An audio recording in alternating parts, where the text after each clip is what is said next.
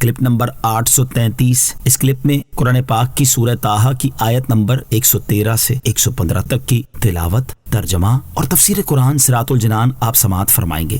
بسم اللہ الرحمن الرحیم۔ ترجمہ، اللہ کے نام سے شروع جو نہایت مہربان رحمت والا ہے۔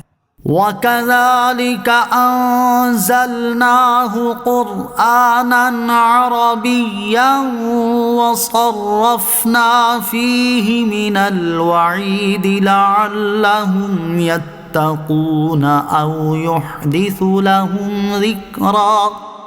ترجمہ، اور یوں ہی ہم نے اسے عربی قرآن نازل فرمایا اور اس میں مختلف انداز سے عذاب کی وعیدیں بیان کی تاکہ لوگ ڈریں یا قرآن ان کے دل میں کچھ غور و فکر پیدا کرے۔ وَكَذَلِكَ، اور یوں ہی اس آیت میں قرآن مجید کی دو صفات بیان کی گئیں۔ نمبر 1، قرآن کریم کو عربی زبان میں نازل کیا گیا تاکہ اہل عرب اسے سمجھ سکیں اور وہ اس بات سے واقف ہو جائیں کہ قرآن پاک کی نظم عاجز کر دینے والی ہے اور یہ کسی انسان کا کلام نہیں۔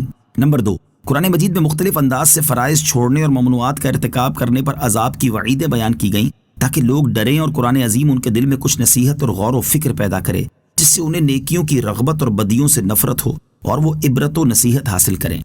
فَتَعَالَى اللَّهُ الْمَلِكُ الْحَقُّ وَلَا تَعْجَلْ بِالْقُرْآنِ مِن قَبْلِ أَن يُقْضَىٰ إِلَيْكَ وَحْيُهُ وَقُلْ رَبِّ زِدْنِي عِلْمًا۔ ترجمہ، تو وہ اللہ بہت بلند ہے جو سچا بادشاہ ہے، اور آپ کی طرف قرآن کی وحی کے ختم ہونے سے پہلے قرآن میں جلدی نہ کرو اور عرض کرو اے میرے رب میرے علم میں اضافہ فرما۔ فَتَعَالَى اللَّهُ الْمَلِكُ الْحَقُّ، تو وہ اللہ بہت بلند ہے جو سچا بادشاہ ہے۔ ارشاد فرمایا کہ وہ اللہ عز و جل بہت بلند ہے جو سچا بادشاہ اور اصل مالک ہے اور تمام بادشاہ اس کے محتاج ہیں۔ اور اے حبیب علیہ الصلوۃ والسلام، آپ اپنی طرف قرآن کی وحی کے ختم ہونے سے پہلے قرآن پڑھنے میں جلدی نہ کریں۔ اس کا شان نزول یہ ہے کہ جب حضرت جبرائیل علیہ الصلوۃ والسلام قرآن کریم لے کر نازل ہوتے تھے تو سید المرسلین صلی اللہ علیہ وسلم ان کے ساتھ ساتھ پڑھتے تھے اور جلدی کرتے تھے تاکہ خوب یاد ہو جائے۔ اس پر یہ آیت نازل ہوئی اور فرمایا گیا کہ اے حبیب صلی اللہ تعالیٰ علیہ وسلم، آپ یاد کرنے کی مشقت نہ اٹھائیں۔ سورہ قیامہ میں اللہ تعالیٰ نے قرآن مجید کو جمع کرنے اور اسے آپ علیہ الصلوۃ والسلام کی زبان مبارک پر جاری کرنے کا خود ذمہ لے کر آپ کی اور زیادہ تسلی فرما دی۔ وَقُلْ رَبِّ زِدْنِي عِلْمًا، اور عرض کرو اے میرے رب میرے علم میں اضافہ فرما۔ اس آیت میں اللہ تعالیٰ نے اپنے حبیب علیہ الصلوۃ والسلام کو علم میں اضافے کی دعا مانگنے کی تعلیم دی۔ اس سے معلوم ہوا کہ علم سے کبھی سیر نہیں ہونا چاہیے بلکہ مزید علم کی طلب میں رہنا چاہیے۔ یہ بھی معلوم ہوا کہ علم کی حرص اچھی چیز ہے۔ جیسے نبی اکرم علیہ الصلوۃ والسلام تمام مخلوق میں سب سے بڑے عالم ہیں مگر انہیں حکم دیا گیا کہ زیادتی علم کی دعا مانگو۔ نیز یہ بھی معلوم ہوا کہ حضور پرنور علیہ الصلوۃ والسلام کا علم ہمیشہ ترقی میں ہے۔ اللہ تعالیٰ ارشاد فرماتا ہے وَلَلْآخِرَةُ خَيْرٌ لَكَ مِنَ الْأُولَىٰ۔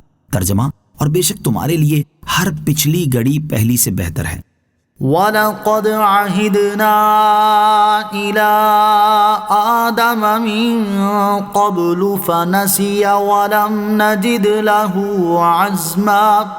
ترجمہ، اور بے شک ہم نے آدم کو اس سے پہلے تاکیدی حکم دیا تھا تو وہ بھول گیا اور ہم نے اس کا کوئی مضبوط ارادہ نہ پایا تھا۔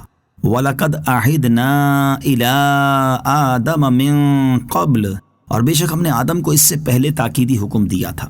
اس سے پہلے سورہ بقرہ، سورہ اعراف، سورہ حجر، سورہ بنی اسرائیل اور سورہ کہف میں مختلف حکمتوں کی وجہ سے حضرت آدم علیہ الصلوۃ والسلام اور ابلیس کا واقعہ بیان ہوا، اور اب یہاں سے چھٹی بار ان کا واقعہ بیان کیا جا رہا ہے، اور اسے ذکر کرنے میں یہ حکمت بھی ہو سکتی ہے کہ لوگوں کو معلوم ہو جائے شیطان انسانوں کا بڑا پرانا دشمن ہے، اس لیے ہر انسان کو چاہیے کہ وہ شیطان کی فریب کاریوں سے ہوشیار رہے اور اس کے وسوسوں سے بچنے کی تدابیر اختیار کرے۔ اس آیت کا خلاصہ یہ ہے کہ اللہ تعالیٰ نے حضرت آدم علیہ الصلوۃ والسلام کو اس زمانے سے پہلے تاکیدی حکم دیا تھا کہ وہ ممنوع درخت کے پاس نہ جائیں، لیکن یہ حکم انہیں یاد نہ رہا اور آپ علیہ الصلوۃ والسلام ممنوع درخت کے پاس چلے گئے، البتہ اس جانے میں ان کی طرف سے اللہ تعالیٰ کے حکم کی نافرمانی کرنے کا کوئی ارادہ نہ تھا۔ آیت وَلَقَدْ عَهِدْنَا إِلَىٰ آدَمَ سے معلوم ہونے والے عقائد و مسائل۔